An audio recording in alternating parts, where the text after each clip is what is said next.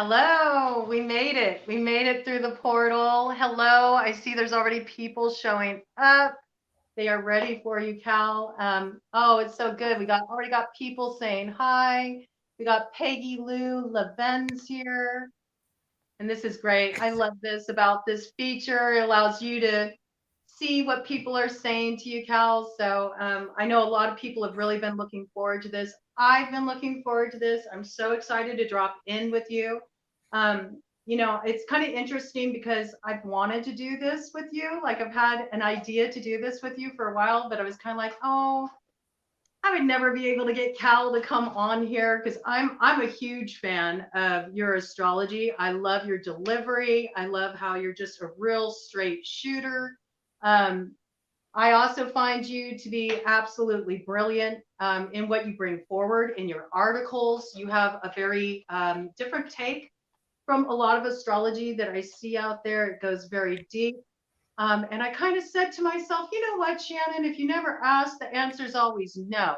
So I thought I'm going to shoot my shot. I'm going to see if Cal is willing to come on here. And thank you so much for being willing to do this with me, Cal. I really appreciate you for taking time out of your schedule to drop in with all of us. And I know there's like so many people here. Look at the comments lighting up. Everybody's so excited to see you. Am I supposed to talk? You're welcome to talk. We want you to talk. I thought I was waiting for the signal. I was. This is the signal. We're live. We're here. I don't get out much, and I'm not a lipstick astrologer, so I don't do these things at all. Okay. Anyhow, yeah, no, I'm glad here to be here too, and believe me when I tell you, the only reason I said yes is because I really like Shannon. I really like Shannon. I wouldn't be doing this if it weren't for her. So here we are. And if anybody that I know is out there, I'm all happy to see you. I'm glad you're there. So what are we going to do? What are we going to do? Well, what we're going to do first is I want to just introduce some people to you who might not be familiar with you, which I would be like, where have you been? Have you been under a rock if you don't know about Cal? I mean, you got like what, over 50 years in this astrology game. You first came to astrology at the age of 16 when your father gave you a coffee table book, the coffee table book of astrology for your birthday. Yeah. And that set you off on a whole journey, really. It like lit you up, lit you on fire, and then you ended up coming into contact with your mentor, Charles Jane. Yeah. Who was really considered to be like a highly respected expert in the field of astrology. And I know you got a lot you want to share about that. I personally discovered you through Mountain Times. When you were doing the column there. And I got hooked because I was just shocked with the accuracy of how you could speak, like just from a sun scope, just reading your personal placements in a column. I mean, I've never had somebody really understand the depth of my experience through a horoscope like that. And also your articles are just so informational. They go so deep. And I really resonated with that. And then I got the wonderful experience of having my natal chart done by you and having you actually look into my chart. What was that? It was something like right before everything really shifted really big. It was 2014. Yeah. And it was wild because I remember you looked at my chart and you said, I see that you're going into some kind of education. And you said, something around Ayurveda. And I was shocked. I just started going to school at the Dhyana Center to get trained as an Ayurvedic practitioner. I'm like, how did you know that? So I just want you to share a little bit about what it was like for you when you first came across that coffee table book of astrology that your dad gave you, what it awakened in you, and sort of just like a little background for people who aren't familiar with you and your work, what guided you to really become an author. You've written multiple books now. You've been, a syndicated astrologer. You've written columns. You've guested on many different, talk shows, things like this. So I'm just really interested to hear what drove that, because that takes a lot of fire and passion to move forward. And I think it would be cool for people to see what really inspired you to dive deep on this topic. I don't even know because what is it? I'm 75 now. So going back to when I was 16, the whole business with me is I was always a little odd. And it's kind of interesting actually because I was born sideways. Mm. I came out shoulder first, which is interesting because when you study astrology, you know that anything on the ascendant is going to tell you a lot about the person's birth experience. And I have the planet Uranus on my ascendant, right on it. Okay, Oh, well, wow. Uranus rules a million things. It's a really weird ass eccentric planet. Okay. And the interesting thing about Uranus is that every other planet in the solar system rotates, vertically north south. Mhm. Uranus rotates like that. So anybody with a lot of Mm. Uranus in their chart is going to be different. I'm just different. And part of the reason when I got to be old enough and I was and my father, who probably didn't have a whole lot of time for me because my mother was very high maintenance and he was sort of caught up with her. But I know that he, was noticing me. So one day he just showed up with his book and gave it to me for my birthday because even though he was so sort of overtaken by so many other things, he part of him was keeping an eye on me and he gave me that book. And it took me away into this place. And I think it was at that time, I think I was getting into the Beatles. I was locking myself in my room and reading about astrology and drawing pictures of the Beatles and just listening to music. And I actually smoked a little corncob pipe at that time. I picked it up. Never mind. So anyhow, yeah, no, I just devoured that book. I still have it. One like this, Cal? Yeah, well, no, yeah. No, I don't know what it was, but I broke up my mother's cigarettes and I smoked out of a pipe in my room while I was reading this book and listening to the Beatles. But anyhow, what happened to me is I got into spiritual things before I even graduated from college. So in other words, I did graduate from college, but for the last 3 years of my college experience, I was involved with Gurdjieff's work. I don't know if you Mm. guys have heard about him, but that took over my life. And before I was out of college, I was living in a Gurdjieff community in New York State, Mm. and it just so happened that Charles Jane was living in the next town and he knew about the group. Okay, the group was a big deal. This is like late 60s kind of. Mhm. And we were doing all kinds of things and he also was into metaphysics and he knew all about Gurdjieff. So he decided to set up a little beginner's astrology course for anybody in the group Oh, how cool. that wanted to study with him. And it met for about 3 hours once a week down at the bookstore. And he said the reason he started this class was because he knew that there had to be a lot of Uranian types in this Gurdjieff group. All Mm. right. So Uranus rules astrologers, it rules the occult, it rules anybody who's out of the box, okay? Among other things, it rules earthquakes and thunderstorms and volcanoes and stuff too. But anyhow, so he set this thing up and he gave an 8-week course. It was 3 hours once a week. He charged us $40 for the whole thing. Wow.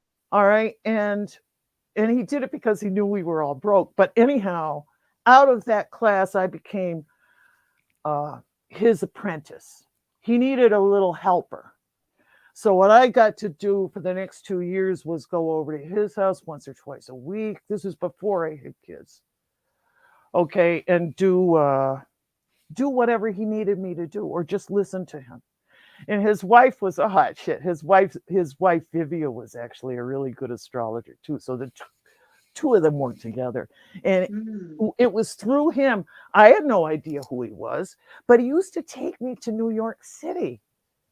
He used to take me to New York City to these lectures with people that are, all the big guys. I actually met and shook hands and had a conversation with Dane Rudyard. Okay, and Wow. and now all of these people that are probably haven't even heard of this guy. Okay, but and it was funny because at that time I didn't know who Dane Rudyard was either. I didn't know who I was hanging out with, which reminds me of my whole goddamn life, because I remember one time I was in a little beauty contest when I was 3, for the 4th of July. They were having Little Miss Queen of the Town contest at the pond. I got into the contest and I won it because I didn't even know I was in it. Does that make sense? Yes, And, and yes. and this whole business of being with these men who were like, I mean, I wish they were still alive. I wish I would love to be with them now. I could maybe, be a little hipper about getting some information out of them. But anyhow, yeah, that worked out. That's the only credential I've ever had. People always say, well, are you certified by the American Federation of Astrologers? I said, no, Charles told me not to bother to take the exam. Mm. He said the exam is basically what you do is you get into a room and you have to do up a chart by hand. And you have to pay them $600, or at the time, that's what it was. You paid them $600. If you could do the chart up, you got certified. Well, I've been already doing charts by hand. You know what I mean? Every day for the last 5 years. And then by the time I had to think about it again, which was after I had left Charles, another woman said, "Don't bother. The American Federation of Astrologies is just a good old boys club. You don't want to belong to it. Just do what you do and don't mind your own business. And if you studied with Charles, don't worry about it." So Yeah. anyhow, I've always sort of gone under the radar with that. And I Don't started fence out, me in, right, Cal? well, I wouldn't say that. I'm kind of a homebody, so I like to be fenced in. But yeah, no, that way I don't. Yeah. In terms of somebody telling me how to do things, or just the whole, I don't know what they call it, the red tape and the bullshit. I don't like it. Me And neither. and at the same time, you see, in a way, it's good because now, how long has it been since 1970? Say, it's 50 years down the road. You've got a whole bunch of astrologers that don't know what they're doing, and they're charging big money for stuff that is it's unfortunate. I see what's happened to astrology, but anyhow, half the reason I do what I do is just to see if I can bring a little light to the situation. And I really, half the reason I do what I do is because I see what other people do, and it just makes me mad, you Yeah, know. and I'm glad. I mean, that's one of the reasons why you always stood out to me. It was like so different from what I was used to experiencing. That's what you really introduced me just through being a reader of your columns and your horoscopes. You introduced me to the depth of astrology. And I think prior to coming across you, I kind of just I saw it as something that was more like, oh, this is just fun. And it's sort of just like, let's bob along the surface. And we all have these different personality types. You know what I mean? Mm-hmm. And then it's like when I discovered you, I was like, whoa, there's like layers to this. And that's what really got me interested. I'm currently, working to learn more about astrology because it ties in so nicely with tarot. And there's so many, associations with the tarot and the astrology as well. So it's something that I'm starting to explore and I'm finding so much depth in it. And it's like going down the rabbit hole, really. Peggy Lou Levette is curious, what book did your dad give you? He gave me the coffee table book of astrology. Want me to go get it? I'll go get it if you want. It's over on the shelf. If you Well, want, maybe that'd be no, awesome. no, it would probably take too much time. God knows what's over there. The bookcase is huge. But no, the coffee table book of astrology. Peggy, I'll send you a link to it. It's a great book. Wonderful. It's kind of dated now, but yeah, I still have my copy and it's all broken up. So No. cool. Yeah, Yeah, no, I'm really excited to like glean you know, some wisdom from you, a little pearl of wisdom. okay. With this dicey astrology we got. I mean, it's expansive, but I feel like it's a little dicey too. There's a lot going on. And I think most of what my kind of feel of it, take of it, is what most can trip us up is, you know, our attachment to things, our inflexibility, our inability to look at things in a new way, kind of move into a more expansive kind of energy, as well as just, you know, just staying present with all of it, because I feel like there's so much that's going to get rocking and rolling. It feels like a pretty revolutionary energy coming in. I mean, just with this month alone, with March, this seems like a pretty pivotal month when It's a lot crazy. is happening. We had that full moon in Virgo come in with Saturn going into Pisces. Mm, Was back on the 7th, I think that was. hmm We already had the Venus Jupiter meet up on the 2nd. We got two more of those, one on the 22nd, one on the 28th. We got the vernal equinox in the northern hemisphere coming in on the 20th. And then we got, you know, Big Daddy. Was funny. I was talking to Cal backstage as we were getting ready to go live here, and I had shuffled, you know, my deck, because we're gonna have a little conversation with the cards while we talk the astrology, and just, you know, help try to navigate this new frontier of energy coming in. And what was on the bottom of my deck, but we got the Emperor here, big Aries energy. And we got that new moon in Aries coming in on the 21st, right after that vernal equinox. And then on the 15th, we had a big event that I feel like there hasn't been a whole lot of talk about, but we had, you know, Mars leave Gemini, which has put us really in this Oh, did polarization it place. finally get out? It's been driving me nuts. Yeah. Oh, see, I didn't check that. I thought it was still there because I was having a little, I don't know, I Well, was having a little. we were in the post shadow of the retrograde, and then on the 15th we finally came out of that, and so now it's in Cancer. So that's a whole different vibe, a whole different energy, and we also cleared up that retrograde Mars cycle for Yeah. the rest of the year, which is kind of nice, you know. So it's like, it's kind of like a mixed bag, it feels like, you know. So we got Pluto going into Aquarius on the 23rd, and Yeah. that's a long standing influence, decades we're going to be riding that 20, energy out. 20 years. It'll stay there for 20 years. And it's been in Capricorn since, oh, shit, 2015, 2014, something like that. It's been in Capricorn for the last 15 years. So where this is what's up on this is what's up for the month of March. All right. And they're already okay. So Saturn going into Pisces is very interesting. Saturn's got about a 2.5 year cycle. So he will stay here in Pisces for the next 2.5 years, at which point he will cross what is known as the Aries point. Okay, so the Aries point is this, it's the Alpha Omega point.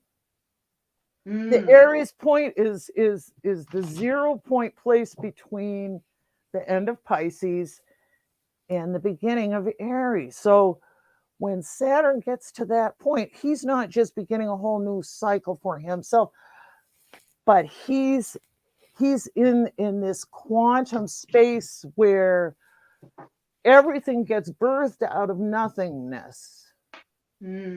Does that make sense? Well, does that It make so sense? I makes don't know. sense. It feels like it's been like one tower after another since 2020. Yeah. I actually feel like it's been like that for longer myself. I really felt like the closing of 2009 brought a lot of, at least for me, as a Libra, it brought a lot of like dramatic change into my life. And I feel like it's just been a constant cycle of reinvention since then. But I feel like I mean, we're in the age of Kali Yuga, right? So, Well, that's the deal. You see, this is why I brought up the business of Saturn 2 years from now will be at the Aries point. And that is the point in time when the Kali Yuga ends. Okay, so everybody's looking around wondering, oh, why are things so screwed up on the planet? This is terrible. It shouldn't be happening. What are we going to do? You know, so the Kali Yuga is the darkest, dirtiest, worst, most insane part of the huge cycle. Okay. Thousands of years where we have to go through this process where everything that has built up over millennia gets completely destroyed, and all of the shit and the grime and the dark stuff that nobody can believe begins to come out. So there's nothing wrong here that hasn't always been there. right. It's just coming out now, and we're living through this experience where we're bearing witness to the dissolution of the entire reality structure, and people are freaking out about what to do, and they're coming up with all kinds of crazy ideas about what's really going on here, and none of them have the full information. None of them even know about any of the laws that function in this reality. So, and they're trying to make rules about what we need to be doing about the situation that we find ourselves in. And it's completely natural. And when this is over, and which I can see, okay, at the very least, we got 2 more years of rough stuff. But when that's all over, when the Kali Yuga ends, the Yuga cycle begins at the beginning again, and we enter the Satya Yuga, or the Krita Yuga, which is the golden age, which is the age where everything's all right. And we've all been paying lip service to the idea that we're ascending, but nobody even knows what's up with that. I love the people that talk about 5D. It's like, you don't even know anything about fucking 3D. Okay. I don't know. He might lose some viewers. No, I mean, no, you know what?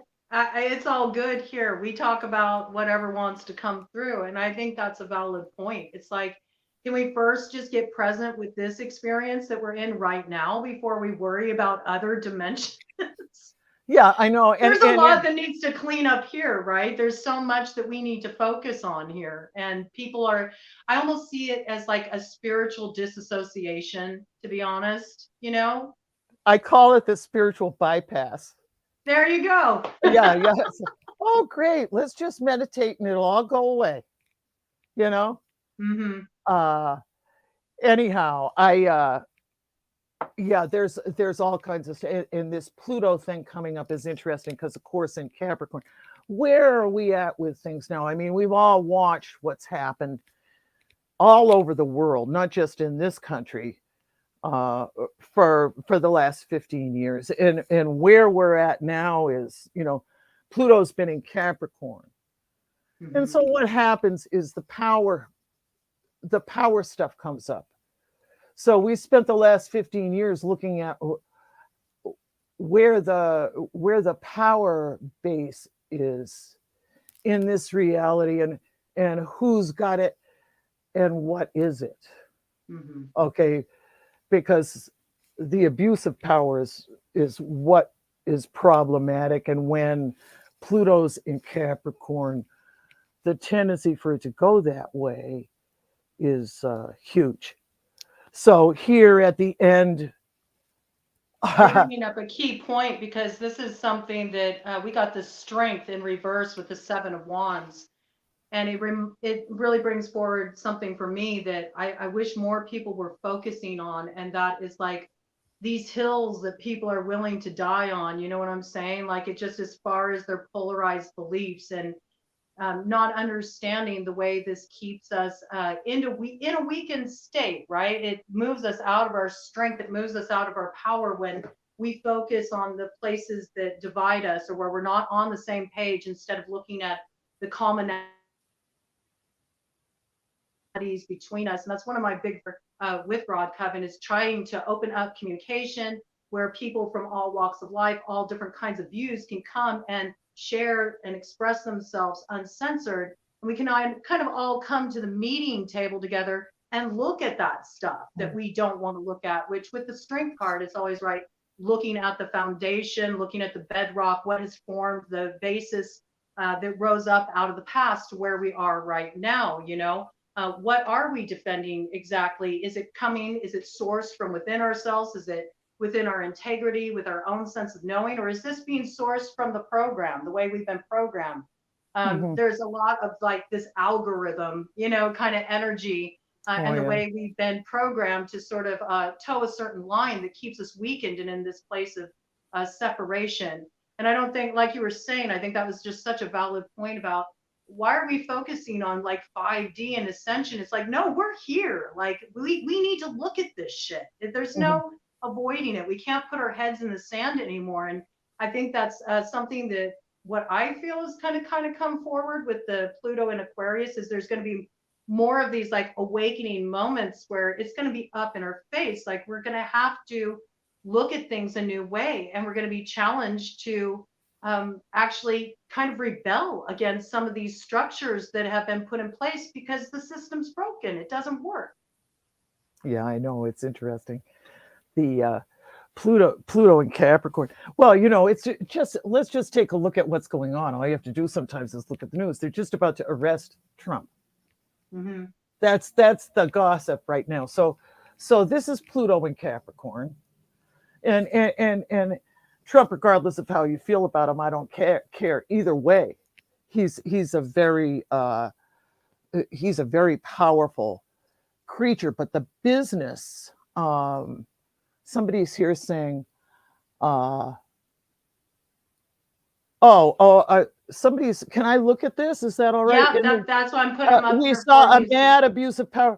Yeah, that's right. You did see a mad abuse of power with Pluto and Capricorn, because the abuses of power that appear to us have a backstory that goes back about 13,000 years. And how this is manifesting now is that all that eons of abuse are catching up with themselves. So whoever it is that is engineering all of that, all of that has reached its astronomical limit. And the reason for that is, we all exist within a cycle that is basically immutable and absolute and unchanging. And we happen to be at the point in that cycle where the dark piece that has basically accumulated and snowballed over 13,000 years. And it was embedded in the genetic structure of human beings around the time that Atlantis fell, or if you want to look at it from a biblical perspective, when they built the ark and they had the flood. But there was a tremendous amount of genetic experimentation that went on the people that were here on Earth at that time. And as a result of that, down through the generations, those tamperings have wedged their way into the genetic structure of the human race, and they have multiplied exponentially, so that we are at a point now where we don't know who we really are anymore. We have completely lost touch with it. And what makes it worse is we don't know it. We think we're at the top of our game. Oh, I love the Fool. Yeah, and I just kind of heard in my head, the emperor has no clothes. It's like it's that exposure, and how we're being challenged with that. Speaking of that, Uranus energy, how we're being challenged to really we can't go the way we've been. No, no, We no. haven't traveled light. There's a lot of stuff we need to ditch and leave behind and move on forward in a totally new way. We're all in this unknown territory right now, you know? Sure. Yeah. Well, see, the other thing is this too. Now, Siobhan mentions she's scared to see all this abusive power sort of like shining itself on Aquarian themes. Yeah, well, that's the thing, because the people who are strung out on power are the ones who will go into this Aquarian phase, okay, and try to shove artificial intelligence down our throats, or convince us that it's, you know, really okay to do things to your body that you don't necessarily really need to tamper with. Okay. And whatever it is that all these, like all this Tesla bullshit. Okay. Like, what's that guy's name? What's his name? Tesla. What's his first name? Musk. Elon Musk. Yeah, that guy, I got my doubts about him. Okay, all these free energy things that are going on, especially in the New Age movement. My God, the dark forces took over the New Age movement back in the 60s. All right, so if you're going to these places where they're selling you enlightenment, think twice about it, because there's all kinds of crazy little weird stuff going on in the New Age movement, and everything that looks like light isn't always light. There's a dark side to the light movement. So yeah, you watch and see how it all turns out, because they've got this weird kind of mindset now that is similar to what they were doing back in Atlantis. It was messing with the life force. It reminds me, is it that Hopi prophecy of Quanastasi? Yeah. Yeah, that's what it reminds me of. That it's that same advance of technology that actually takes us further from the garden, you know? Yeah. I feel so that. Well, that's real big right now. And there is a lot about that we are not even allowed to know about. But if you go into I gotta turn my light on. Hold on a second, it's getting dark here. Okay. If you go into the underground news, okay, see if you can find somebody who actually tells it like it is, because you're not going to get the information that you're seeking if you deal with the main channels. Oh, Siobhan, I didn't even touch the subject. I want to get back to that, because I'm going to say, yes, there's an abuse of power. Now what's going on is we have to figure out, now that we've cleaned up the mess, what do we do with all this Aquarian information? Because 50% of the people on the planet are not spiritually equipped to process or handle it. So you're basically saying, oh yeah, here's all this spiritual information, and you give it to these people that aren't spiritually equipped to process it. And it's kind of like giving a 3-year-old a book of matches. It's funny, because I'm a friend. I've worked and studied with Drumbelow Melchizedek for a real long time, and it's funny because now he's working on another book, and he wants to get it out. Drumbelow is like 82. He wants to get this book out, and he's had a terrible time getting it published. And I said, you know why? I told him, I said, it would not be a good thing for you to unleash this information on the general public, because nobody but you could figure out what you're talking about.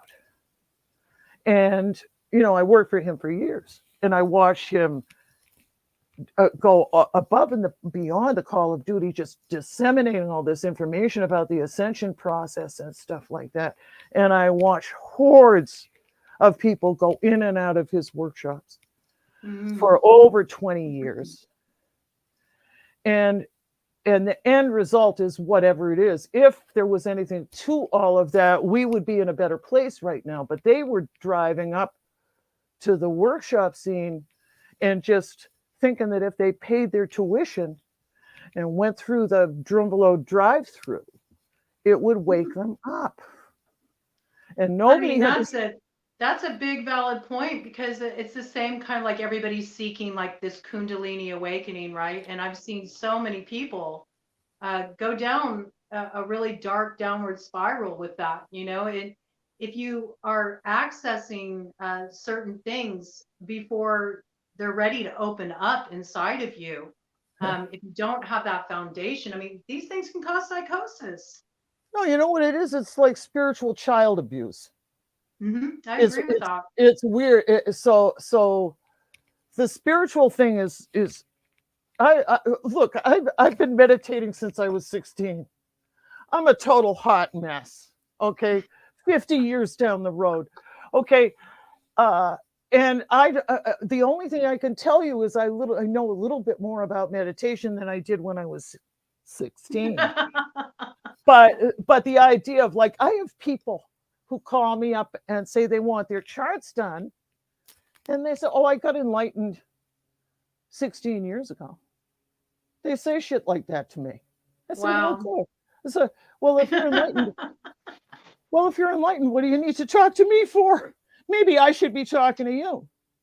No, That's that woke culture. That's that woke culture, oh, my God, my God, and anyhow, so there's, what do we know about spirituality? What do we know about being receptive to these higher energies that definitely are, infusing the planet with a tremendous amount of light right now? And the thing that we're wrestling with is that between the fluoride in the drinking water and the frequencies that they're broadcasting through the HARP installations and the stuff that they've been doing that they never told us about, we've been put in a position where, like, we've been spiritually handicapped. And that was the point, because whoever it was, okay, that has been sort of guiding the course of evolution since Atlantis fell, the last thing they wanted anybody to do was wake up. Okay, so now that's all shifting, because as soon as we get out of the dark half of the grand cycle, and we can refer back to 2012, okay, and if you look at it that way, okay, so 2012 is when the corner got turned in that huge 260,000 year cycle that we are living in or through. And so we just happen to show up at the point where the dark forces were handing the baton to the forces of light. There is nothing that can stop this. All right. It has been going on for millions of years, and every 250,000 years, this happens. Mm-hmm. And so if we're worried about things, it's because we don't know what we're looking at, and we're interpreting it, all of the chaos and the darkness and the really evil stuff at face value. What we have to keep reminding ourselves of is that it was there all along, and it was hidden. The fact that there is nothing wrong with the fact that you're seeing it now, because there is no religion higher than truth. All right. And that is carved into the front page of the secret doctrine. Yes. And the hierophant right on the bottom of the deck. And it's interesting because what flew out of the deck and landed on the ground, and I always read when it lands on the ground, I look at it as, I do too. Yeah, it's something that we're not looking at, that we need to look at. And what is it? It's the Ace of Wands. Wow. Oh, I like that. Oh, that's having perfect. The power to act, that we actually have the power to act, that we actually have the power, to own our peace, that we don't need an intermediary, that we don't need to toe the line within existing power structures. and that we're being asked to bring things into balance in a new way. Of course, that begins with us, right? And Yeah. standing within our truth, what we'll stand for at the end of the day, what is that non-negotiable, thing, and holding Oh, our peace, coming into alignment with that, right? That if we each did that, and did what we could do, to exercise our power in an yeah. evolved way, we could have a changing, of the tide and the way things function. But it requires people to kind of move out of that us versus them stance. That's one of the things that I think that frustrates me more than anything is people focus so much on these kind of like superficial ego based separation points. Yeah. Yeah. I'm this religion, I believe this, I have this background, so that puts me in this role, and that makes you the villain in this situation. And it's like there is no us versus them. We're all on the same side. Oh, It's all the same energy. And until we really get that, it's kind of that principle of like we're all walking each other home. No one can be left behind. Like we can only hold honestly. our peace. We can't sit here in these polarization points trying to get somebody else to affect transformation in their life. So what? So they morph themselves into our little box we want them to be in, our little Yeah. window in the grid of reality that we look through, our reality tunnel. Yeah. And so this is like what we're not looking at. We're not looking at the fact that we actually do have power to take action and affect transformation, but it's not about affecting transformation through trying to control, trying to put somebody in a box, trying to exist within these current power structures. It's about us coming into that position of power within ourselves where we really get clear on what our core truth is. Yeah. And that we live from that place, which involves a lot of looking at what we don't want to look at, right? Yes. Everything is about that. Mm-hmm. I said something to a friend of mine yesterday. I said, it's interesting that we spend our whole life uh, digging our own grave. Mm-hmm. And I know how that sounds. But as I get older, I realize all this, especially, okay, since I turned 50 and maybe since all the way along, I feel like I've been digging and digging and digging up as much as I can find out about myself so I can figure out how to connect with my own divinity. Yes. And in the course of going down into that rabbit hole or tunnel of myself, or whatever you want to call it, I've, oh my God, I've exhumed so much darkness and so much sadness that I never even knew was there. And my stuff is, like pansy ass compared to the stuff that I see so many of the people that I talk to go through. But still, at the same time, it takes as much to work through even it takes a lot to work through whatever it is that we came here to work through. And today I was processing some stuff that took me back to something that I, to this day, I still can't forgive myself for it. Mm-hmm. And I have to come to this place of realizing that as I go deeper and deeper into my own mystery, what happens is all of it is enlightened by the fact that I have enough light in my heart to want to carry it down there with me so that I can see it. Mm-hmm. And when you see it, all of that darkness gets transmuted to light and it no longer runs you from within. And that is what frees you to go out into the world and just, I don't know, do what you do.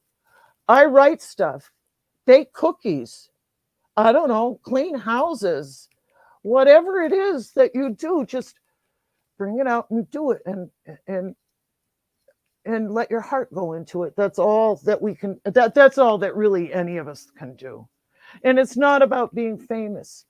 If your aim is to get famous, you're never going to be able to get any work done Mm-hmm. Mm-hmm. because you're going to fall victim to the fact that people project all of their bullshit onto you and you have to be that instead of who you are. Right. You know, it's funny, Shannon. I keep looking at your tattoo.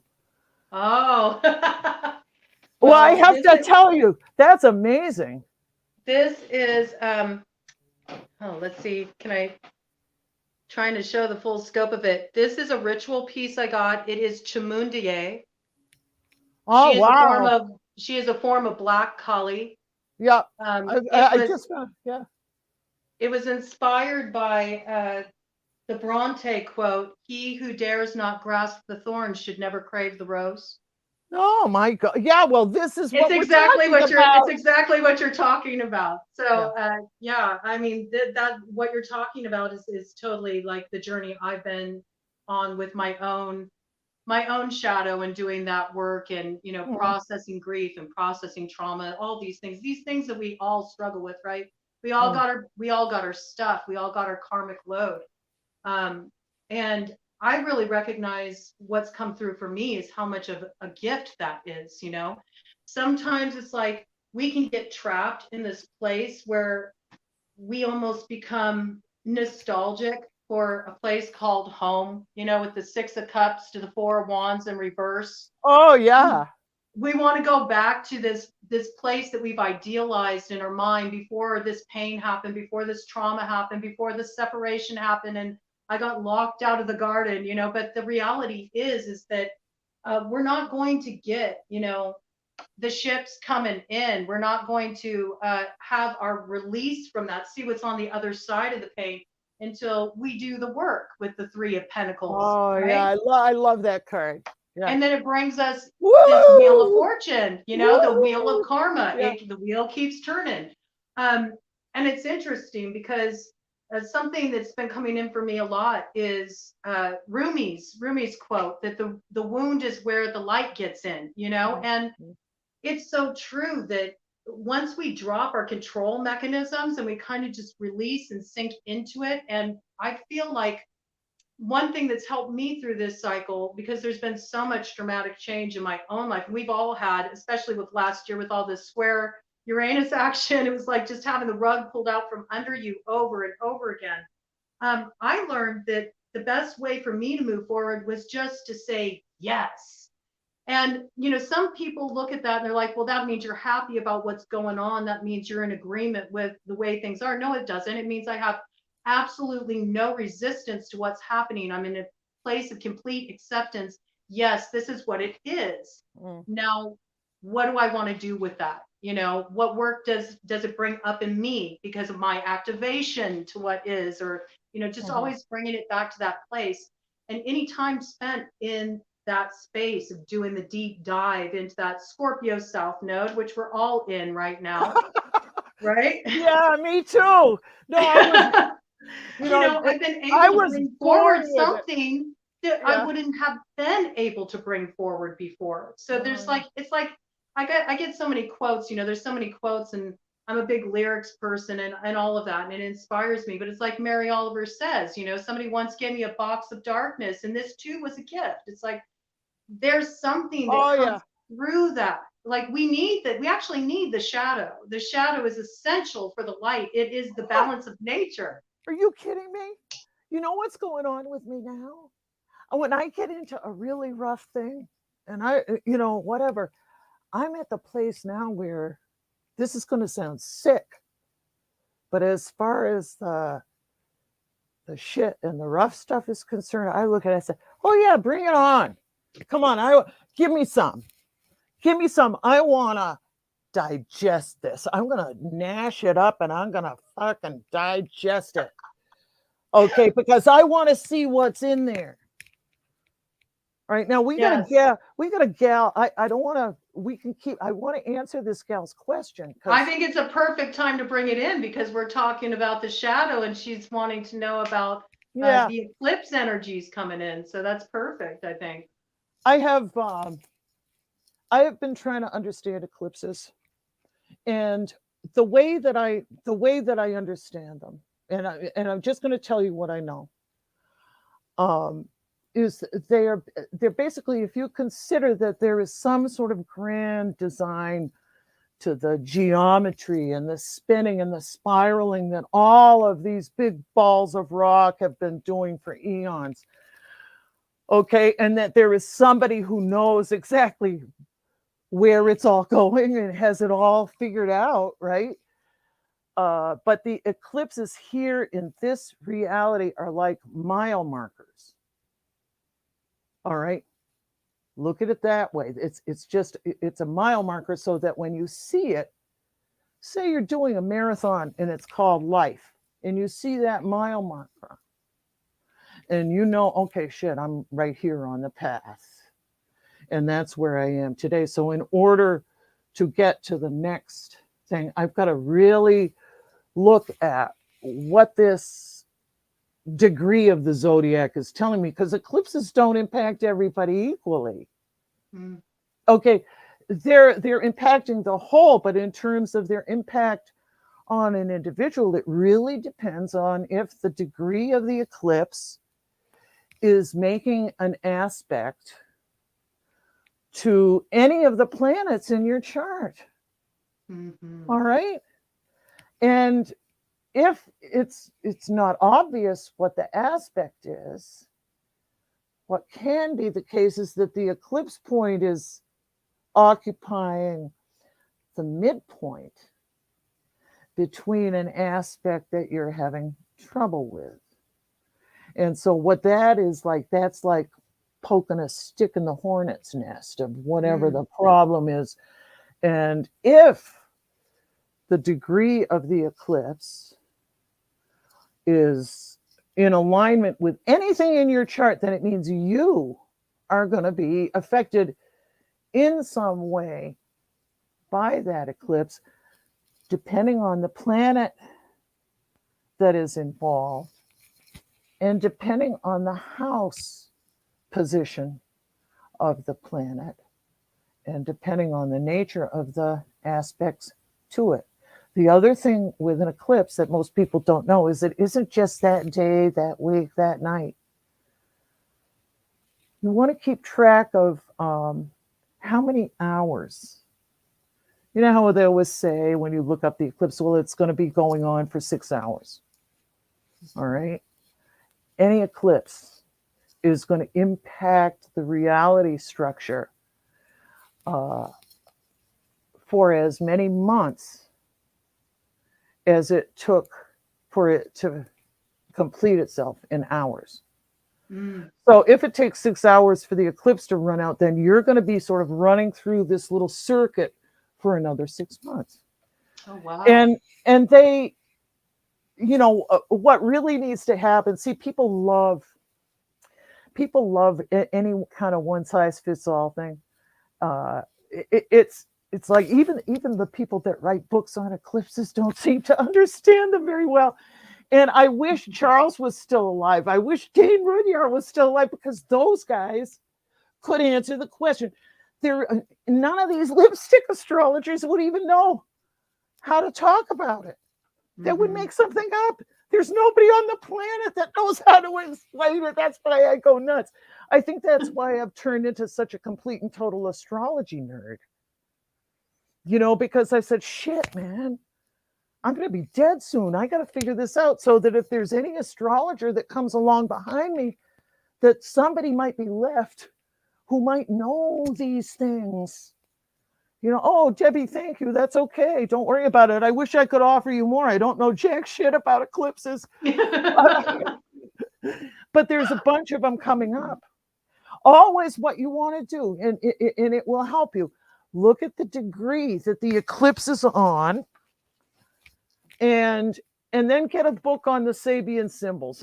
And they have plenty of websites about Sabian symbols now, but of course, I'm such an astrology snob. I look at them and I say, oh, please give me a break.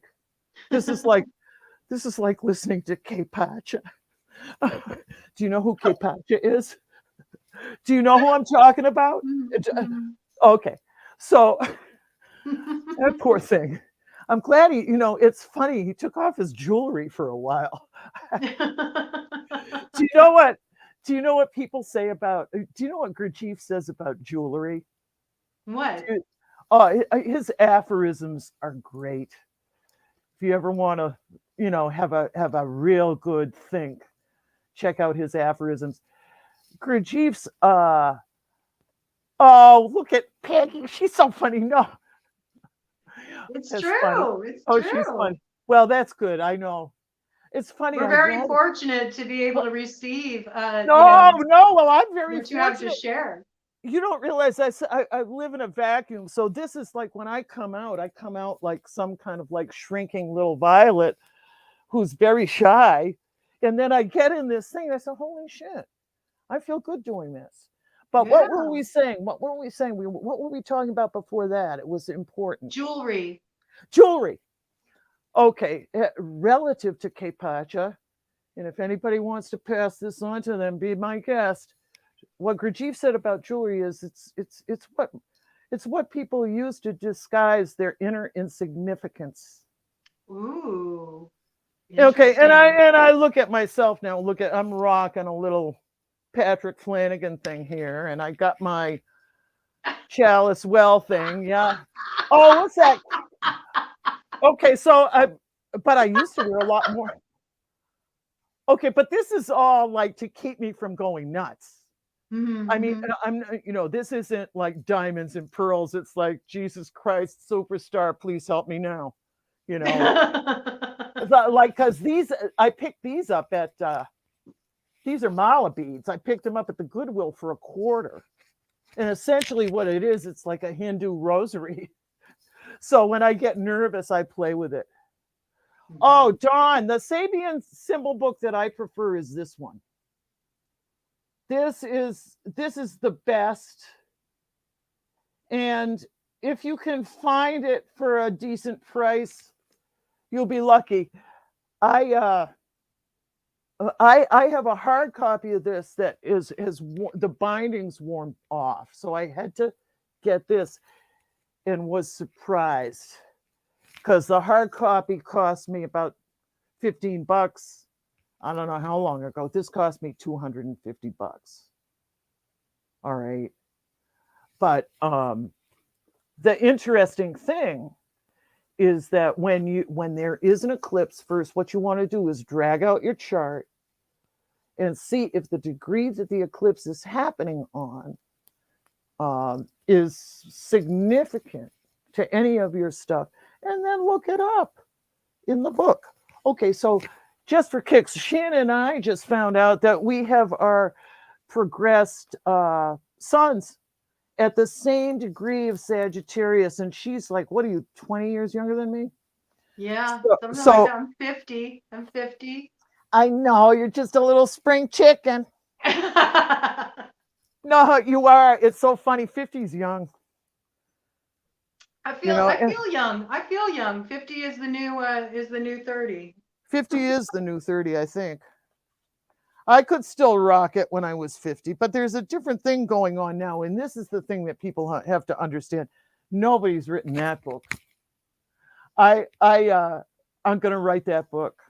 Yes. I'm going to write, because I'm sick of Toni Morrison and all those women who talk about it as if it was some kind of lyrical passage getting old. I started thinking about getting old when I was swimming at the Y back when I was 30 and noticed that my pubic hair was turning gray. And I asked one of the ladies who I swam with, I said, what's up with this? She said, oh yeah, didn't you know? I said, no, I didn't know. Okay, and talk about sex when you get older. It's hilarious. Mm-hmm. It's hilarious. It sort of loses its, it loses something. And I love these women that are still trying to be, cougarish. I think it's hilarious. In fact, I was, this is a little weird and it's totally not about astrology, but I think somebody out there might appreciate Bring it in, man. Bring it in. I was talking to my older sister the other day. Her name's Christine. And it's funny. She's married to this guy, Frank, and they have this perfectly normal, beautiful life, right? So she's telling me, does anybody out there know what a chart is? A chart? Do you know what a chart is? Okay. Yeah. Well, for those of you who don't know what a chart is, uh, a chart is a cross between a shit and a fart that pops willy-nilly out of your anus whenever it feels like it. So talking about sex over 70, my sister, she loves her little Frankie, was having oral sex with her old man. Okay, so they're getting down and they're right into it, and a shark pops out Oh of my her ass. gosh. That was a tower moment. So, so no, so this is the thing. This is why they don't make porno movies with old people. That would be a real cool thing to do. Actually, I think it would be great. But anyhow, so what are we talking about now? Let's get back on the subject. Shannon, it's your show. What do we need to do? I hope I didn't. Well, you know what I wanted to ask you is, in terms of all this, loaded astrology we got going on, what do you think it's important for people to pay attention to, for them to understand what these different planetary influences, these different aspects we have coming in, how can they best understand how that language of astrology is speaking to them personally? What should they pay attention to in their chart? Should they focus on their natal chart? Should they be looking at their progression? Should they be looking at their transits? Where do you feel people can most benefit, so they can kind of figure out their individual roadmap for how to navigate this uncertain, unknowable terrain that we're all Oh going my through? God, I don't even know what to say. Okay. Always check out your natal chart first, and then if you can look at the top, off the top, at the transits, and see if you're getting any hard knocks from Pluto or Saturn or Uranus transit wise. So, and other, of course, I'm generalizing here. You have to understand this. But if you got, like, I got a copy of your chart here now. You can use mine as an example. And if I was going to look at this, I would say, holy shit. Okay, what she got going on. All right, so at the moment, it's very interesting what's going on with you. Pluto has just gone over your north node. Mm-hmm. Well, and that's recent. So and your north node is in the fourth house. So the deal with that is Pluto on the north node is essentially the textbook interpretation of that would be that you need to rip off the band-aid in an experience with a person, place, or thing. Okay. And sever the ties instantaneously and just get on from there. Don't hang around and try to make anything work. Just go.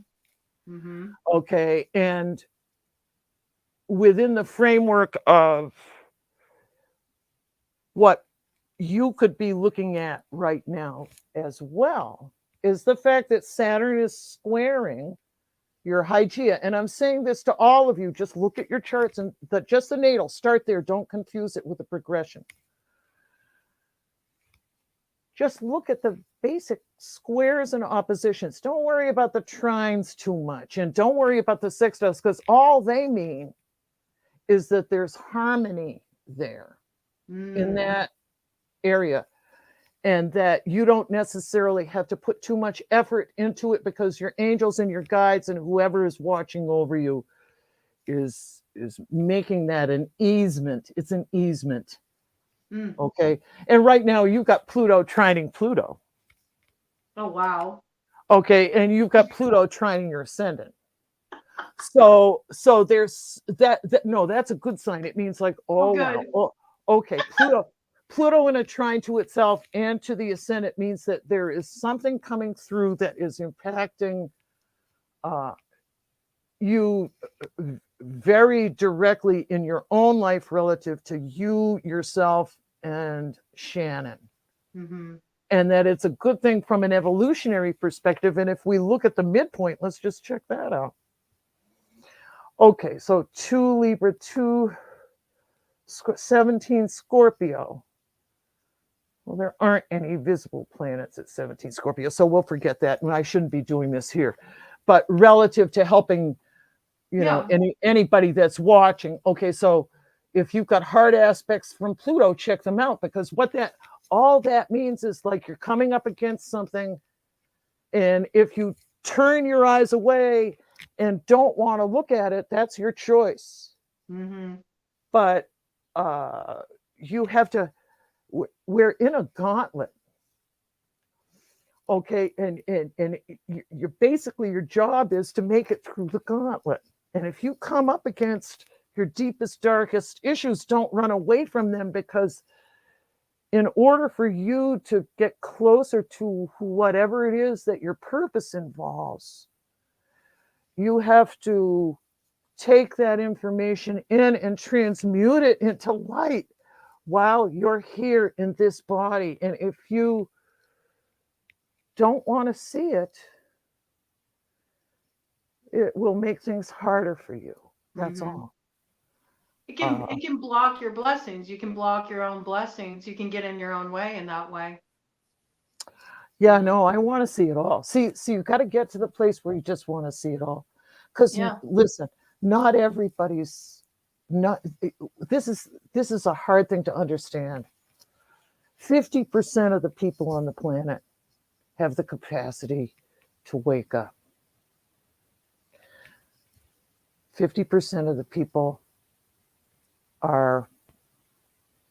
have been handicapped so thoroughly that might not be possible. And this is a genetic thing. It's 13,000 years that it's been going on and on and on. And nobody told us. This is the issue that's going on right now, you see, is that everybody's just waking up to find out that there's no Santa Claus. Mm-hmm. You see, Mm-hmm. that's what this is all about. Yeah. And how can we help? I don't know. What do you do? I wake up every day and I just live in my mind, and I say, well, I got to write something. So I write stuff. But I'm not running for office. I'm not going out and doing politics, and I'm not, I guess I talk to people and I help them that way, but you do the best you can. So if you make a good batch of cookies, do it. Yeah, I think that's the thing too. I think that's what keeps people in this space of sort of like apathy and inertia, is that they think they have to do something large scale to make a difference, and that's just not true. It's all about looking at where you're at right now and doing what you can do to move forward in a progressive way in your own life, and to contribute whatever it is that you have to contribute. And I like how you brought in like just cooking or something like that, whatever puts you in your element, or it's kind of like this Yoruba concept of ashe, the gifts that you come here to share, what you're here to contribute. It's different for everybody and it's uniquely yours. And you can only find that when you get in touch with that thing, that when you're doing it, you're like, yeah, this is me. It's like you with astrology. Astrology is part of your ashe. Like you connect with that and you're like, yeah, this is me. Like this is what I'm supposed to do. And it's about, I think a lot of times it's about people kind of being willing to explore that. Where am I drawn? Where am I being energetically drawn? Oh yeah. Yeah. Where do I feel the most like myself when I'm doing this thing? I really feel like I'm in my element. Like I'm in my power. And I feel like once you come to that place and you start pouring your energy into that, it's what opens up everything for you, because then one thing leads to another. Once you're in alignment with your, your own element, and you're in alignment with what you're here to contribute, I feel like the one step kind of reveals itself after that. It's because we're Sure. trying to put ourselves in these boxes of, what other people say we should do, or what society says we should do, that we end up really holding ourselves back. And then there isn't this like cathartic transformational process. And I feel like creativity is coming forward so strongly right now, and everybody has a different kind of creativity. You don't have to be like, some maestro. You don't have to be somebody who, can paint the Sistine Chapel. It's not about that. For some people, cooking is their art. For Mhm. some people, it's making love. For some people, it's gardening. For, there's many Yeah. different ways you Yeah. can look at this. So I feel like the more that we can connect with these things that really like fill us up, make us feel most like who we are, essentially, authentically. That's exactly it, Inez. I mean, this is what I stand on this. It's like Yeah. we all have a medicine to share. And Mm. that's the thing that I feel like so many people negate, they forget about. It's like they want to focus on the pain. Oh, what a sweet shade of suffering. We can become so attached to the Mm. suffering that we ignore what rose up out of that. And it is a medicine. It's a medicine unique to us, unique to our path. Nobody can share that medicine like we can. It's our medicine. And it's something that we can bring forward to make our contribution to the greater whole. So for me, I mean, I get up, I chop wood, Mm. carry water. Mm. And my whole thing has been, like I was saying before, allowing, Mm. just saying yes, not turning away from what's ugly or difficult to Mm. look at Mhm. or causes me pain. It's really about me, just being in a complete state of acceptance. I noticed that once I stopped resisting and I just started saying yes, even to the really horrible stuff, and not sugarcoating it, just like, yes, this is awful. I'm not enjoying this experience. I'm in pain. I'm angry. I'm this. I'm that. Acknowledging a lot of the emotions that I feel we're asked to suppress. It might mean we have to raise a little fuss to like look at some of these things where we do feel injustices or things are out of alignment. But the more I said yes and said, okay, you know, I bring this in sometimes. A wise man once said to me, "What are you gonna do about it? So Yeah. what?" And that was this like body worker that I used to go and see. And his name was Usul. And he was just like, I remember I was like getting body work from him once, and I was just like, and then this happened, and this happened. And I was in my stuff. It was such a sweet, sweet shade of sorrow. And he like just like shocked me out of that space. And he's like, "Yeah, and so what? What are you gonna do about it?" And I Oh, was at the I love time men. I was 19 years old. And Yeah. man, it woke Wow. me up. And ever since then, I've looked at things differently. It's like, yeah, what am I going to do about it? Because what good am I if I just sit here and I drag around, my trauma and my pain and wear it like a badge of honor? Sure. Nothing. Yeah. I'm Yeah. Yeah. totally Yeah. ineffective and I'm wasting my life. So It's like that. moving into a place of acceptance and presence, presence, presence, presence, presence. When I Yeah. find my mind traveling back constantly to, something even that happened like a day ago, I always bring myself back here. And I found that the more that I've done that, it feels like there's more alignment. Yeah. I'm more open to my own internal guidance. I'm more in touch with my instincts, my intuition, and I'm able to, yeah, exactly. It's time to be a victor and not a victim. And people become very attached to victimhood. And I feel like that's what we need to move out of, Yeah, look, 10 of wands in reverse. We need Reverse. to drop the burden, man. Yeah. Yeah. Yeah. Yeah. Yeah. Yeah. It's interesting, when you say all these things, what I understand now is that the thing about the third dimension is it's we're in duality here. Mhm.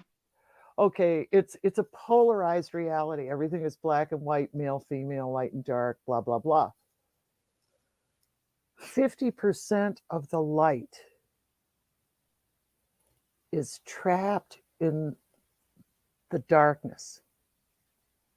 And the reason you embrace it is because when you bring it up and actually see what it is and see it for what it is, it turns into something else. So the point now is all of the darkness, which includes all the shit that's floating around in the sea of life that's floating around us and the shit in ourselves, because of course, as above, so below, we're directly impacted by our own filth is coming up. You see, every last bit of it, along with the stuff that's popping up out there that seems to be separate from us. But of course, it's not, because the primary axiom in this universe is that, you know, that we are direct reflections of the greater whole. Yes. Oh, so you are having, you know, your own internal evolution and the process that you go through digging up or doing, I call it spiritual archaeology. You carry that little toothbrush around and you just scrape the dust off those bones, and every day that's your job. Okay, you dig your own grave while Yeah. you're alive, and then you jump in it, okay, and figure out. Anyhow, as time goes on, we all get more enlightened. I told you the story about the Navajo ladies. So, you know, I met these gals when they were 100 years old. That was like, now they're like about 110. And they live up on the third mesa. Okay. It's like these gals, I don't know, they hadn't been using wrinkle cream. They weren't all neat and tidy, and they weren't fit and trim and foxy at 100. But whoa. Okay. So what I'm concerned with is all you younger gals, good for you. Keep doing whatever you're doing, because what I'm doing here is I feel like I'm on the cutting edge of something that nobody's given themselves a chance to see, or that very few people have seen. Because I see all the women my age, they're still still on internet sites trying to date people. Okay.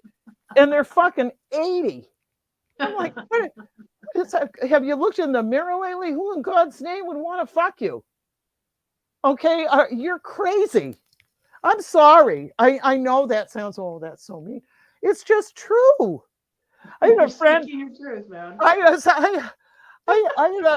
There's a woman that lives down the road from me.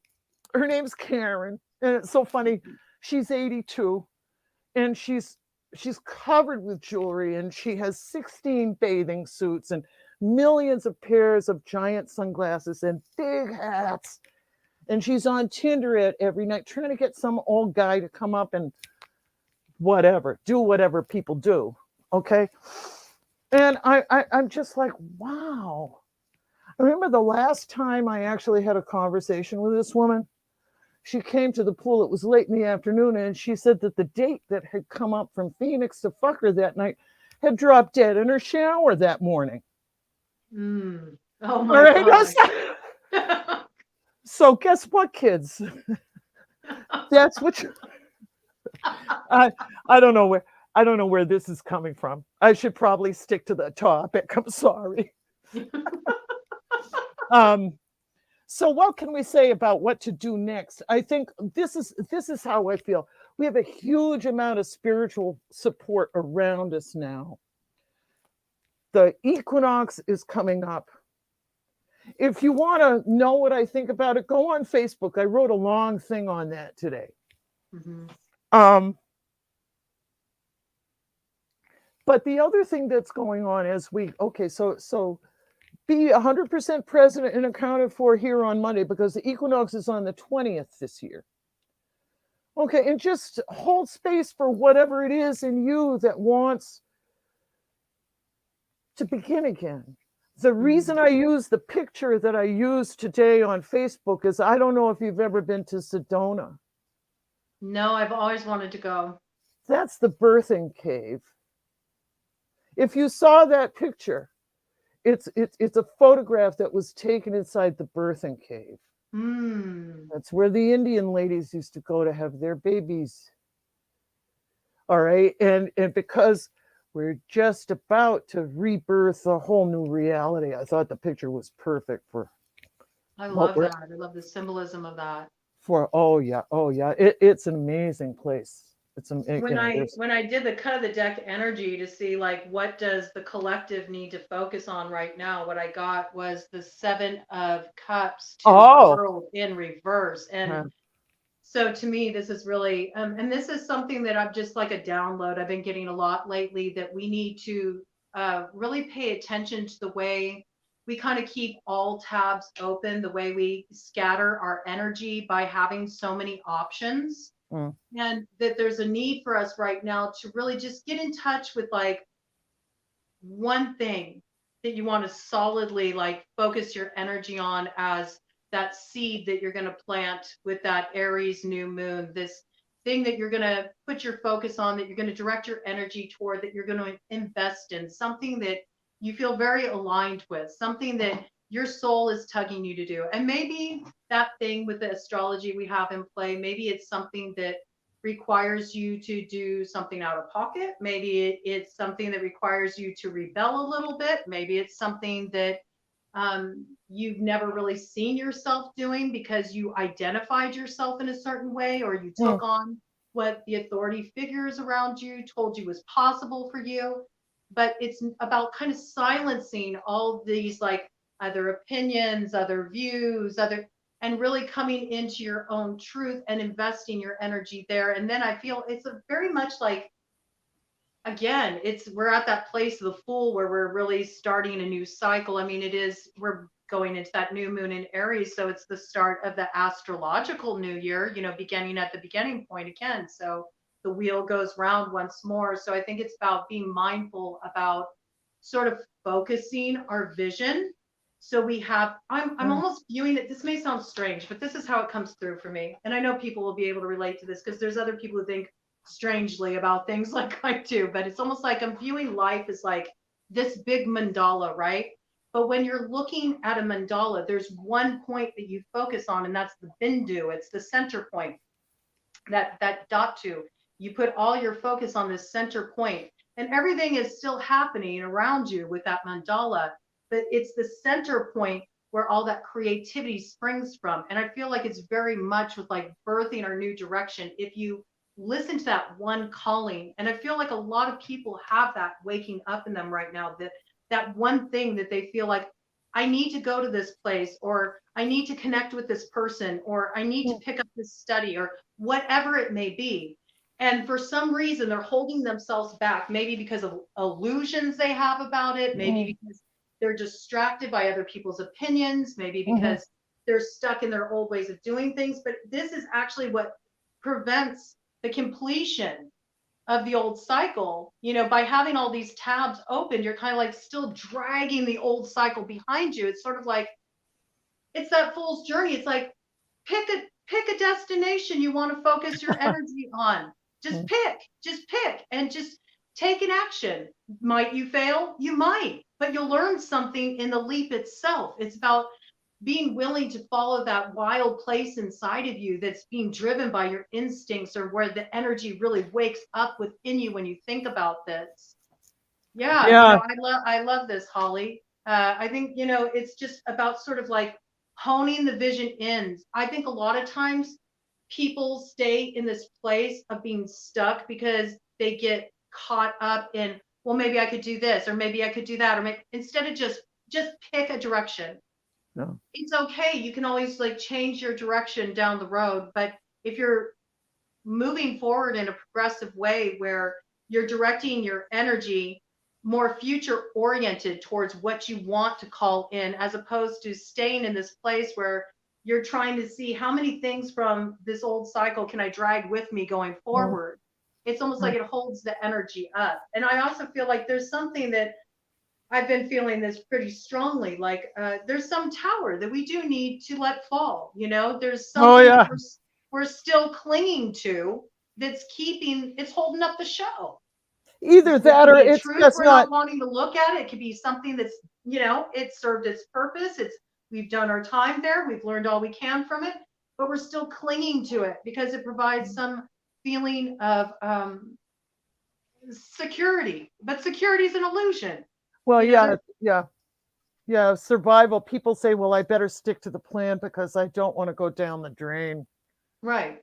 I see a lot of that. It's funny, I was having a conversation with a woman that I did some work for the other day, and she's in that age. Like there's a space between 40 and say 45, particularly for a woman, but for men too, but really for a woman, where it's at that point that the person decides, am I going to be who I am, or am I going to stick to the programming? Mm, 50% of the people stick to the programming mhm. because they're too afraid. And the ones that break out are the ones that are sort of on their game by the time they wake up to whatever that is when they're 50, and then they get on it. A woman doesn't really grow a set of balls until she's 60. But this woman that I was talking to, it was interesting. You could see just because, and I can't explain this, and I know we didn't come here for an astrology, but I was looking at her stuff and I was thinking, holy shit, this woman is like a master counselor advisor. You could see it in her chart. She had Minerva at the midheaven conjunct Poseidon. It was like, wow. Okay, so, and then all this stuff saying, oh my God, this is brought in from a past life. She has Chiron on the south node. I'm like, who is this gal? So I look at her when we get on Zoom, and she's like this nice little blonde chick. Okay. Uh, who looks like perfectly normal and everything's neat and tidy in my life, and I got it all figured out. Well, she's got a job working at a big university as a counselor or something, which makes sense, of course, because of course she has all this experience. But I'm looking at it, and she has the North Node in the fourth house, like you, Shannon. Anybody, anybody with a North Node in the fourth house, you already had the life where you were like cock of the walk. When you have the North Node in the fourth house, your whole mission is to go deeply into the spiritual piece before you get to go out and be the big shot in the world, because you have to get your heart centered in what counts. Mm-hmm. And once you can do that, which you've done, I mean, you're there right now. That's what this Pluto trine is. Okay. Mm-hmm. So what's going on is that you have gotten to the place where you've done your inner work and are ready now to go out, back out into the world. Mm. Okay, armed with what you've learned about yourself, and can now turn whatever it is that you thought you needed to be doing when you were trying so hard to be famous, or remember when you were doing all the burlesque shit? Okay, so Yes. I'm like, okay, so you got knocked off your perch. People with the fourth house North Node, they go out into the world and they know how to be successful because that's their routine. But every time they get to be at the top, something comes along and says, no, you can't do that.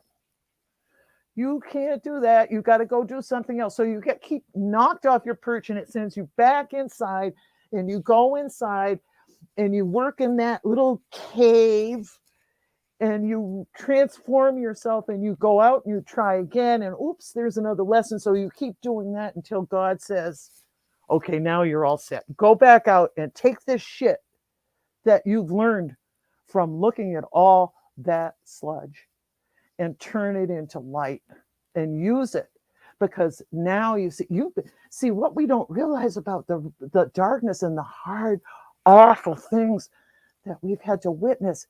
It's a privilege Mm-hmm. to be allowed to look the darkness in the eye.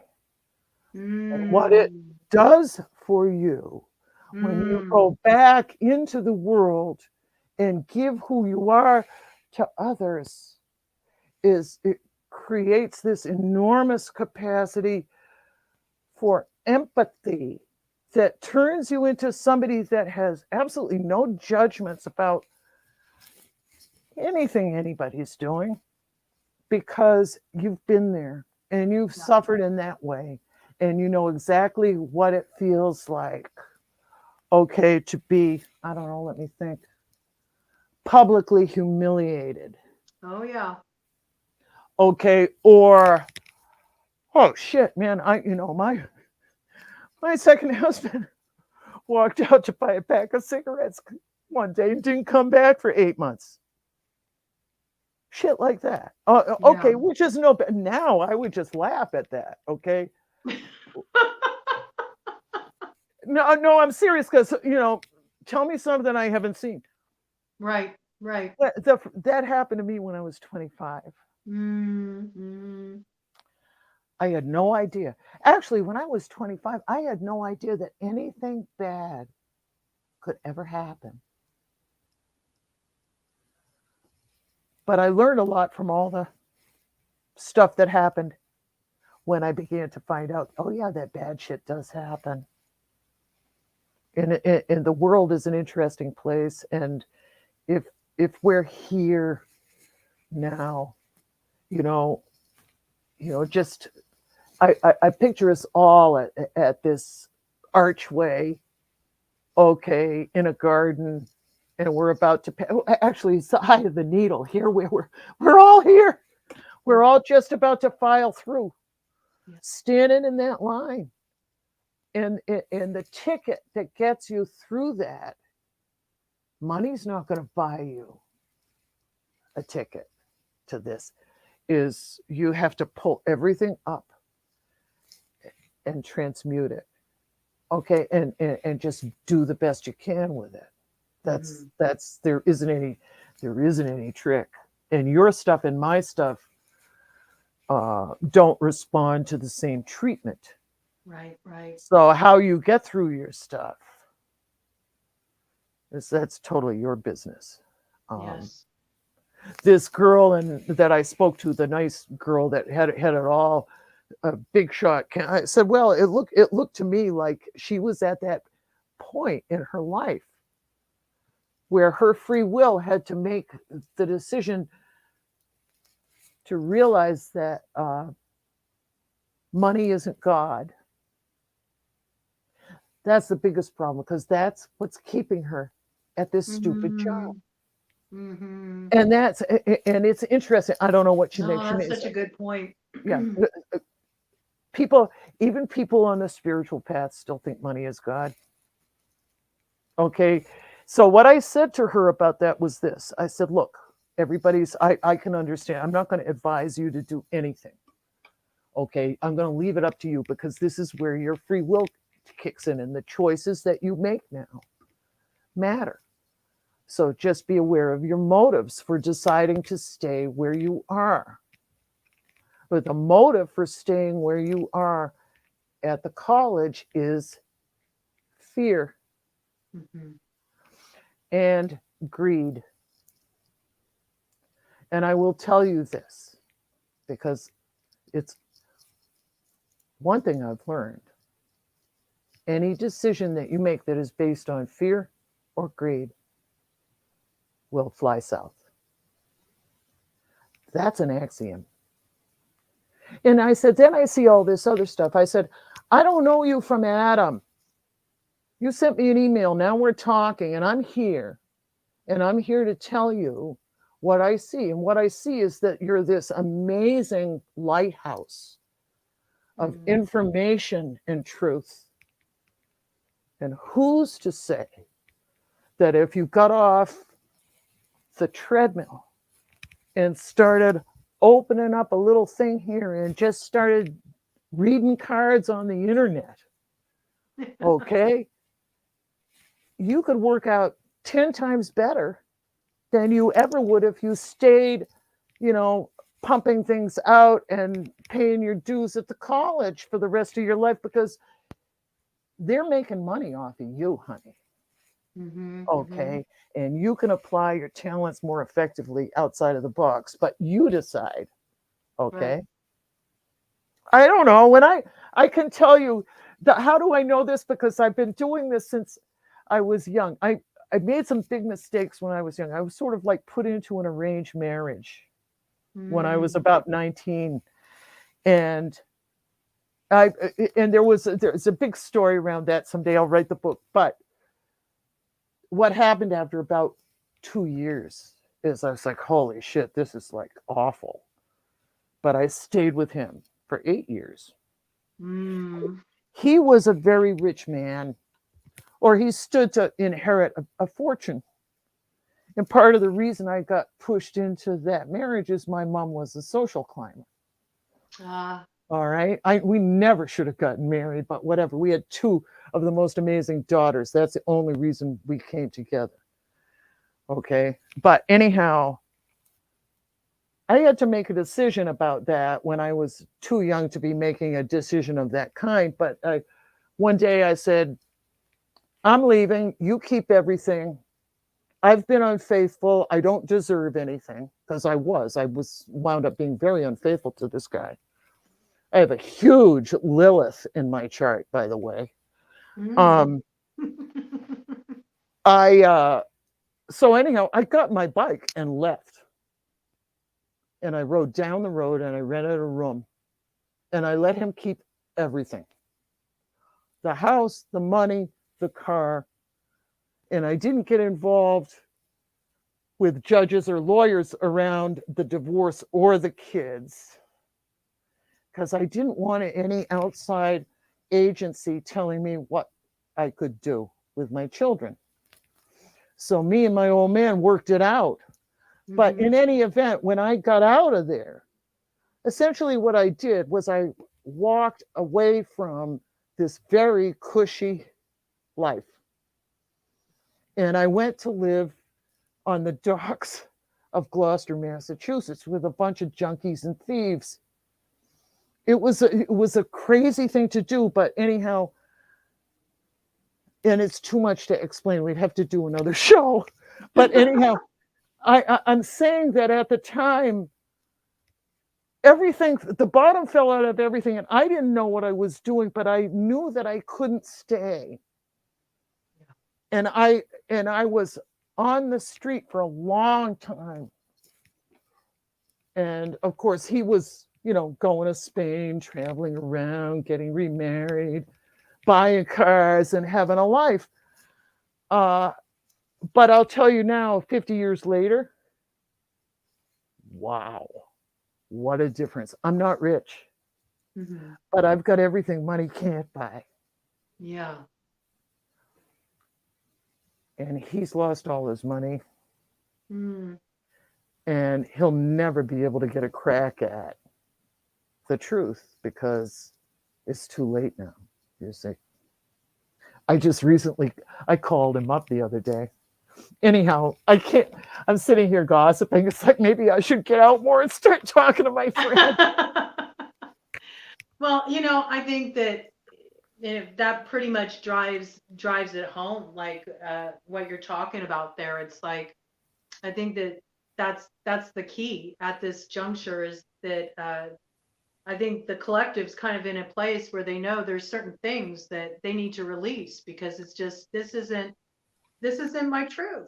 This is not in alignment with my truth. And, just bringing in that Kali Yuga again, it's like it's going to demand Oh that we yeah. acknowledge the truth and that we live from that place. So I think that can be a good centering point, whenever you're feeling like activated or you get into that place of confusion, which confusion, having all these options, having all the tabs open, all that it keeps you in a disempowered place because as long as you're confused, your energy is distracted. You don't feel like you're really in alignment with your core truth, your core values, right? And with that Taurus North node, it kind of demands that we get in touch also with our core truth, our core values. Um, Something authentic. yes, The and I Taurus think is at the end of the authenticity. day, I find that what balances me is if I find myself feeling activated or agitated in some way, I always stop for a moment and I ask myself, like, okay, am I acting out of love or am I acting out of fear right now? Mm. And if it's fear, what's that fear about? What is it Mhm. really about? And I kind of will go, down a rabbit hole with that fear and dissect it and really, look at the meat of it. What is it showing me? Because that's the point that lets us know that we're automatically moving out of our power center. When we're losing, the map is when we're acting out of a place of fear instead of really responding to love, which what is love at the end of the day? Love is just unconditional permission to be exactly as you are, so it's like, who are you? How are you right now? Where are you at? What is your truth? And sometimes love challenges us, and people have this version of love they told themselves that it's like, oh, like you were saying, it's all unicorns and daisies and sunlight. No, like love, love is an outlaw. I love that. That Yeah. what is that? That's from Is it from what a book is that song? from? I don't know. You tell me. I love rock and roll. It's from Tom Robbins. It's from, was it Still Life with Woodpecker? But he says that. He says love is an outlaw, and it's like that is true. Love will Mm. challenge you. Love is fierce, and love demands, in order to gain entry into the house of love, you got to withstand the fire test of truth, and so I find that that's kind of like a good, balancing point. So I would say if I would if I would bring forward anything that I do to just try to navigate my way forward, that's the center balancing point for me. I know as soon as I'm in a space of fear, that's absolutely the point I need to challenge. And if I'm afraid, then that's the doorway I need to go through, because everything I want and all the answers I need, all the clarity, all the rootedness, all the grounding in my truth is on the other side of that. On the other side of it. Yeah, I know. I was working on a little bit of that today because the same old thing came up and I had to, crawl under the puff and get into fetal position and go for it for a little while. I couldn't get to the bottom of it. Yeah. Okay, so, but at least I made a little, got a little closer to the truth there. But I got as far as I could go today. But there are some things that it takes you forever to figure out. And at the same time, what happens when you do figure it out, it's like, holy shit, that was such a simple thing. Yeah. It's a little bit of that coyote medicine, smoke and No. mirrors, chasing your own tail kind of action. Oh my God, no, it's like, holy shit, when you finally get to the bottom of the things that scare you to death, they're nothing. These little things that happen that just twist it up. Oh, conquer your fears, for they conceal hidden desires. Yeah, he did say that. Gurdjieff is my idol. In fact, it's so funny. I got involved with him at a very young age, and he was dead by that time. But Willem Nyland was my teacher, and he was Gurdjieff's chief disciple. He was a freaking amazing guy. But anyhow, I wish I could show you a picture of my third husband. He is a dead ringer for Gurdjieff. And I swear to God, that's why I married him. Okay, and so my fourth husband was a dead ringer for Sam Elliott. Oh, okay. So that's Elliott. I got a name for Sam Elliott myself. Come on. Oh, man. I know. Is anybody over 50 is in love with that guy? Oh my God, I keep waiting for him to show up, but he's, he has, I don't think it's too late now. I'm going to wind up like my friend Karen.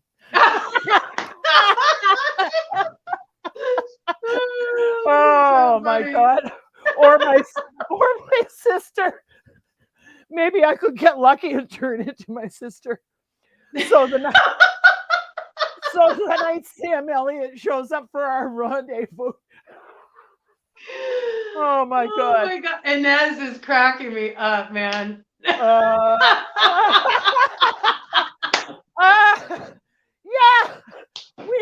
Me too.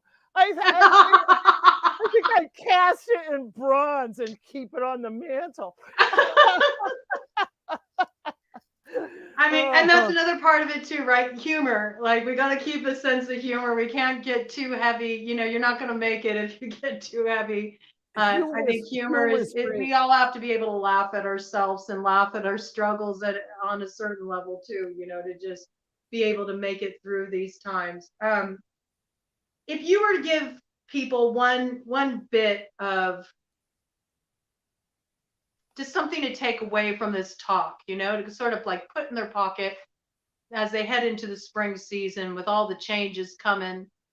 Mother Sky, you're known as Mother Sky, Mother of the sky. Didn't you Mother of the know? Sky. Yes. What would you tell them One to thing. take away from this and kind of Ooh. keep handy to sort of use as a reflection point? Oh God, I don't even know what to say. You know why?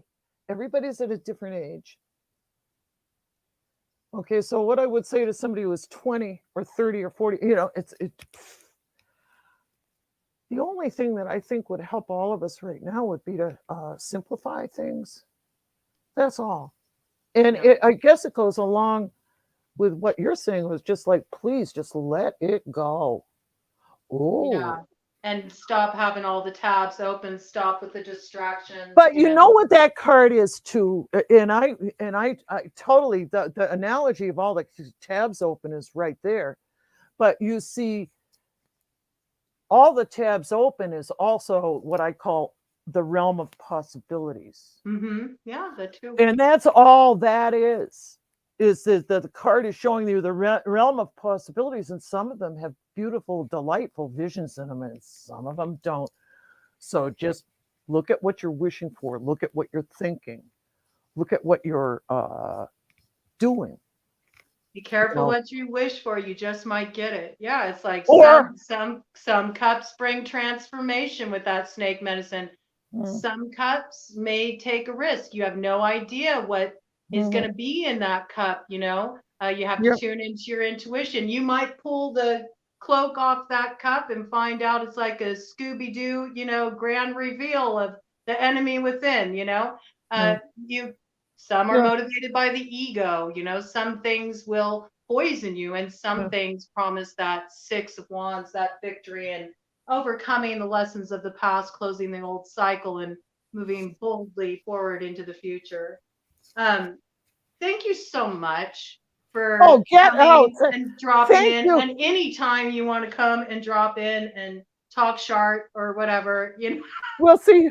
We'll have you're more always news on. welcome. We'll have more news on that front. No, no, no. It's yeah, no, there's so many things we could talk about. And yes, there is a bunch of stuff coming up now too that is really intense. And I think just be really I don't know how to say I I can tell you what I'm doing. I'm just having a very kind of prayerful experience with my life. And Mm, I'm paying close attention to whether it is I'm walking my talk or whether I'm just talking and not being. Because I see that a lot.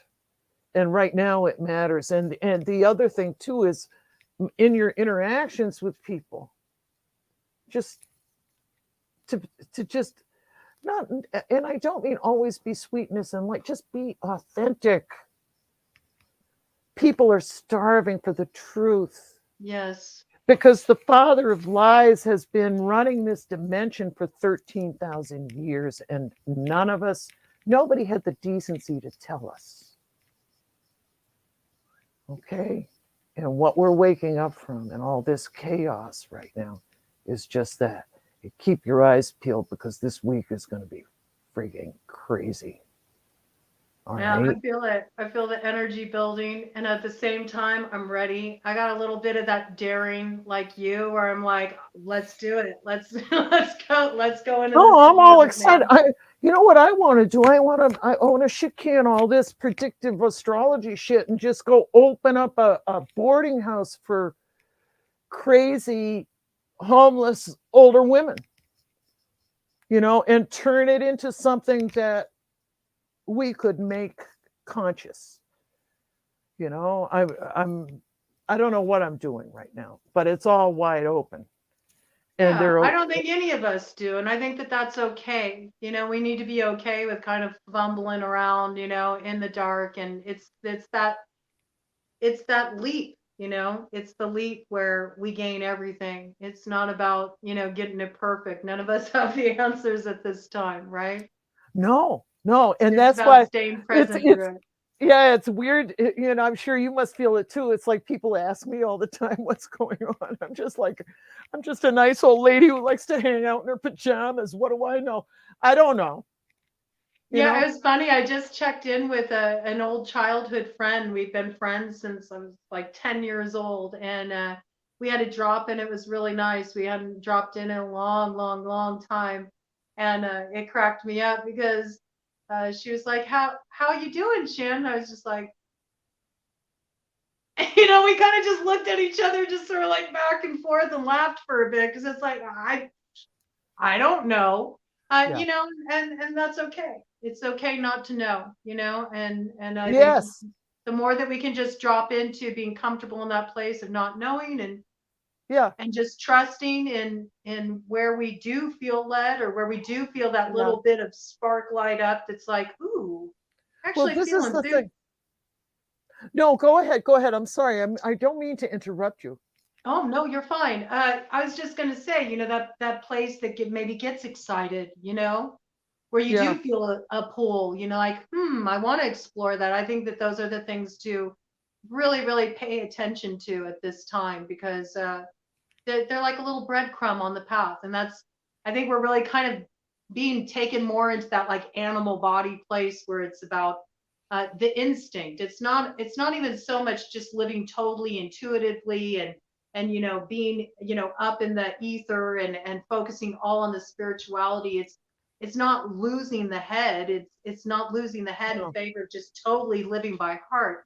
It's about building a bridge between the two, that's a good point. and finding that connection point where you're in that place of instinct, where it's Mhm. like, yeah, I'm aware of my lessons. I'm aware of what I have learned up to this point about myself and about my personal truth. And I recognize I don't know everything, and there is more to learn, but I'm going to also listen to what stirs inside, and where I do feel that energetic tug. I've kind of been myself moving more into that place of getting out of the head and its ideas, and just Mm. sort of moving by instinct. Like, where is the scent of the trail? Where do I feel tugged, even if it doesn't make sense? Where am I feeling that soul tug, like I did with you? I was like, I need to reach Yeah. out to Cal and ask if Cal will come on here and have a talk. And I'm so glad I did, because How I about mean, look, that? there's so many people who've been wanting to hear, you Oh talk and my you God. share your experience, and And we've got awesome. that 10-degree Sag thing going on. I love it. I I love gotta it. look, I gotta look it up in the Sabian symbols. I haven't done that yet. I wonder what it means. Anyhow, it's good. I'm so happy that, oh, look at this. Thank Oh, you. Thank you that's so much for all. showing up, Dawn, Yeah. and all of you. All Really you appreciate guys, everybody. if you're there, I don't know. I'm glad you're here. Maybe we'll do this again. We could have like grandma night. How about that? Hey, I don't call it grandma night. More power to the crone. All hail the crone. I mean, I Just love the crone. I can't wait to fully enter my crone years. I have to say, I feel like there's such wild wisdom there. Whenever you want to drop in here, yeah, let's make it a regular thing. If you're down with it, I'm down with it. And I no. think, When I was looking at your stuff, I said I haven't looked at her chart since 2014. What the fellow? What's going on? I said, holy shit, what's up with this? So we don't know. Okay. And isn't it interesting that my progress? I'm at 26 Virgo, and you're okay. You're at 20 Libra, and you're younger than me. You're like 20 years younger than me. But at this point in time, our sons have progressed to exactly the same point. I know it's so cool. Well, when I see this, I'll tell you this. When I see this in like a person's chart where they're having this same kind of experience with somebody in their life, what I always know, this is a life significant relationship. something is going to come out of this. Relative to romance, it's always held true. I've never seen this. I was shocked when I saw it today. I said, holy shit.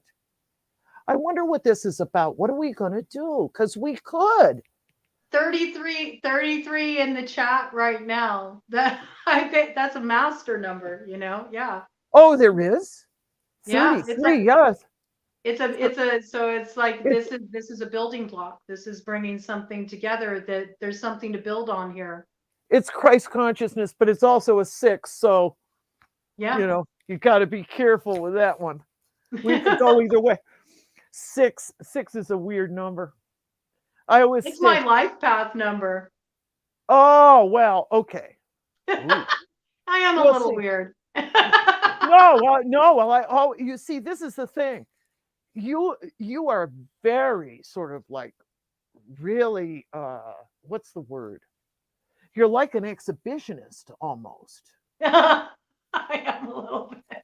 Okay, from the old days, though, you think of when you were doing burlesque and all the Yep. crazy shit that you were doing with the witchy stuff. Whew. I never got it. No, I never got into that. I'm kind of like a weird ass little sort of nun. Okay. And so I was, oh, geez, I don't know. I don't know if I'm bold enough to talk to her like this in public with people, because I'm kind of shy and not just sort of a nerd.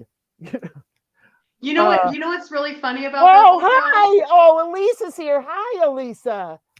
I love You know her. what's really funny about that, though, Cal, is my whole life, I was extremely shy.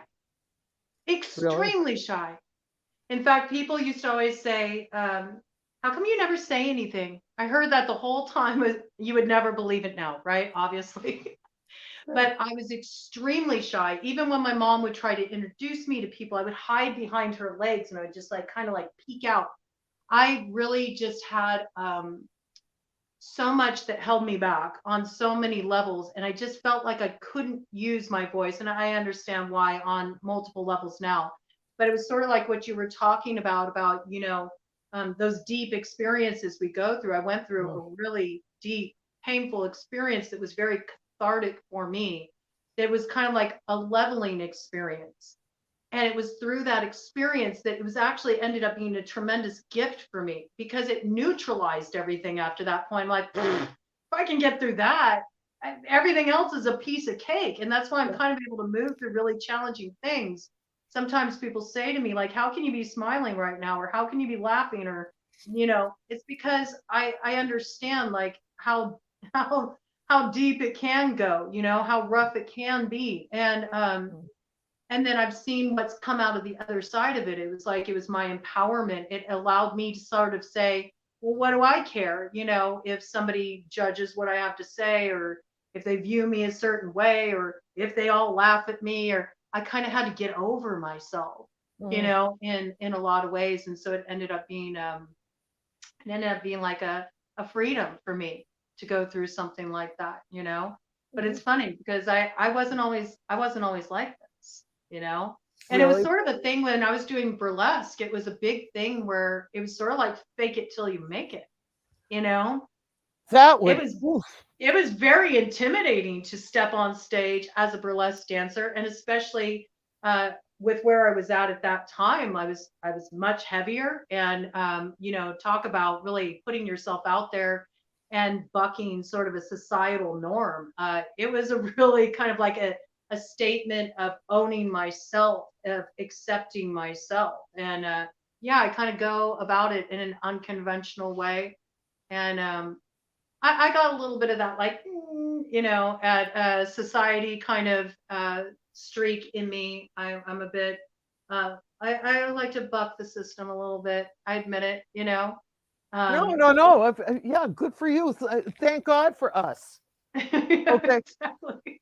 I'm serious. Yeah. Jesus Christ, people are nuts. Everything's nuts.